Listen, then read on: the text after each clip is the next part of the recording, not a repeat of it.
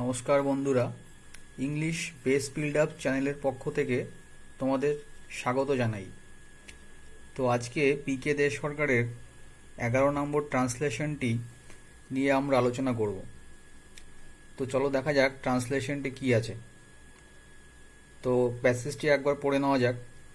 কি আছে দেখো, ঢাকা জেলার কুমারভোগ গ্রামে আমার জন্ম, উহা এখন বাংলাদেশে। আমি বোধহয় আর জীবনে কোনোদিন সেখানে যাইব না। ঘর বাড়ি মাঠ গাছপালা সবই ঠিক পূর্বের মতো আছে, কেবল আমরাই নাই। সেসব যে আমি কত ভালোবাসিতাম তাহা পূর্বে জানিতাম না। এখন উহাদের কথা মনে হইলে চোখ জলে ভরিয়া ওঠে। একটি খুব ভালো আম গাছ আছে, আমার মা উহা পুঁতিয়াছিলেন।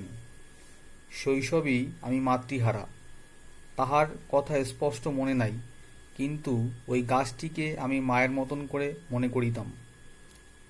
সে গাছ আর জীবনে দেখিব না। তো যাই হোক, এই ছিল প্যাসেজটি। এটা আমরা এখন ট্রান্সলেশন করব। দেখো, ফার্স্ট লাইনটি কি ছিল? ঢাকা জেলার কুমারভোগ গ্রামে আমার জন্ম। এটা কি কোন টেন্সে আছে? সিম্পল পাস্ট টেন্সে আছে। তো আমরা এখানে কি করব? জন্মগ্রহণ করা মানে কি? Was born. ঠিক আছে। তো I was born in the village of Kumarvok, which was in the district of Dhaka. এরকমভাবে ফার্স্ট সেন্টেন্সটি ট্রান্সলেশন করবে। তো চলো দেখা যাক নেক্সট বাক্যটি কি আছে। আমি বোধহয় আর জীবনে কোনোদিন সেখানে যাইব না। তো এখানে দেখো কি করব, আরেকটি সেন্টেন্স ওখানে ছিল, সেটি হলো উহা এখন বাংলাদেশে। তো এটা কি হবে? It is now in Bangladesh. It is now in Bangladesh. তো তার পরের সেন্টেন্সটি আছে, আমি বোধহয় আর জীবনে কোনোদিন সেখানে যাইব না। কি হবে? I will probably never go there in my life. ঠিক আছে, I will probably never go there in my life. পরের বাক্যটি দেখো,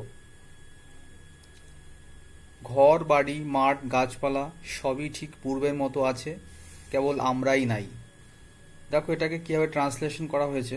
দি houses, the fields, the plants are all the same as before. অর্থাৎ ঘর বাড়ি গাছপালা সবই আগের মতোই আছে। Only we are not there. শুধুমাত্র আমরাই সেখানে নেই। বোঝা গেল?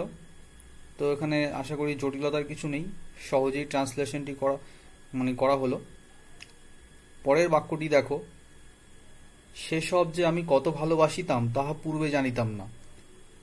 এটাও দেখো, এটাও সিম্পল পাস্ট টেন্সে আছে। সিম্পল পাস্ট টেন্সের গঠন অনুসরণ করেই আমরা ট্রান্সলেশন করব। দেখো, I did not know how much মানে কতটা, কত ভালোবাসিতাম। I did not know how much I loved those before. ঠিক আছে, তোমরা দোজের জায়গায় দেমও করতে পারো। ঠিক আছে, দেম অ্যাকচুয়ালি বস্তুর ক্ষেত্রে দোষ করা হয়, প্রাণীর ক্ষেত্রে দেম করা হয়। তো এখানে দেমটা ইউজ করা যেতে পারে। যাই হোক, যেহেতু এখানে লেখকের একটা স্ট্রং ইনক্লিনেশন রয়েছে এবং সেগুলোকে তিনি একটা প্রাণী সত্তা আরোপ করলেও করতে পারেন, তো সেই সেন্স থেকে এখানে দেম করলেও করতে পারো তোমরা দোষের জায়গায়। তো যাই হোক, পরবর্তী বাক্যটি দেখো, এখন উহাদের কথা মনে হইলে চোখ জলে ভরিয়া ওঠে। কি করবে? এটাও কিন্তু সিম্পল প্রেজেন্ট টেন্স। বুঝা গেল? এটা সিম্পল প্রেজেন্ট টেন্স। কি হবে দেখো,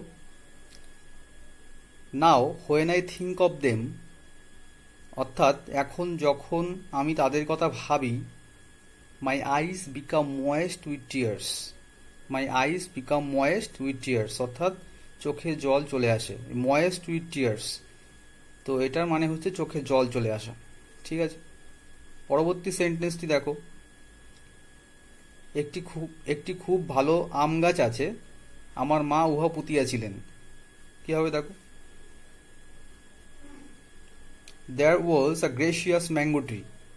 ঠিক আছে, এখানে অ্যাকচুয়ালি তোমরা ওয়াজের জায়গায় ইউজ করতে পারো, কারণ এটা প্রেজেন্ট টেন্সে আছে। কিন্তু অ্যাকচুয়ালি কী বলতো, সেন্স যদি আমরা বিচার করি, তো আমরা বুঝতে পারছি পুরো প্যাসেজটা পাস্ট টেন্সই আছে, কিন্তু সেই সেন্সে ওয়াজ করা হয়েছে। কিন্তু যদি কেউ মনে করে ইউজ করবে, সেক্ষেত্রে সেটাও হবে। তো there is a gracious mango tree, comma তারপরে দেখো কি ছিল, আমার মা সেটা পুঁতেছিল, তাহলে হবে মাই মাদার প্ল্যান্টেড ইট। ঠিক আছে, কোনো গাছ লাগানো, পোতা, দ্যাট মিনস প্ল্যান্ট করা। পরের বাক্যটি দেখো, শৈশবে আমি মাতৃহারা, তাহার কথা স্পষ্ট মনে নাই, কিন্তু ওই গাছটিকে আমি মায়ের মতন মনে করিতাম। দেখো এটা কি হবে, এটা সিম্পল পাস্ট টেন্স দিয়ে করতে হবে। I lost my mother at my very childhood অথবা আর্লি চাইল্ডহুড। তারপরে কমা দেবে, কমা দিয়ে লিখবে, আমি তাহার কথা স্পষ্ট মনে করিতে পারি না। স্পষ্ট রূপে মনে করা মানে ডিস্টিংক্টলি, অর্থাৎ পারি না মানে কি, ক্যান নট, তো I can not distinctly remember her. Okay, তো দেখো ওই বাক্যটির পরের অংশটা আমি এভাবে লিখেছি যে বাট আই লুকড আপন that tree as my own mother. ঠিক আছে, ওই যে কিন্তু ছিল না ওই একই সেন্টেন্সে, সেটাকে আমি আলাদা করে একটা সেন্টেন্স লিখেছি, বাট আই লুকড আপন that tree as my own mother. Look আপন অথবা রিগার্ড দুটোই করা যেতে পারে। ঠিক আছে, তো যাই হোক, পরের বাক্যটি কি আছে, সে গাছ আর জীবনে দেখিব না। এটা কি হবে, I shall never be able to see that tree any more in my life. Be able অর্থাৎ নেভার বি অ্যাবল, কখনো সক্ষম হব না। বি অ্যাবল মানে কোনো কিছু করতে সক্ষম হওয়া, তো এখানে নেগেটিভ হবে, I shall never be able to see that tree any more মানে আর কখনো না, ইন মাই লাইফ। ঠিক আছে, তো ট্রান্সলেশনটি এভাবে করা হলো। তো থ্যাংক ইউ ফর ওয়াচিং। ভিডিওটি ভালো লাগলে চ্যানেলটি সাবস্ক্রাইব করবে।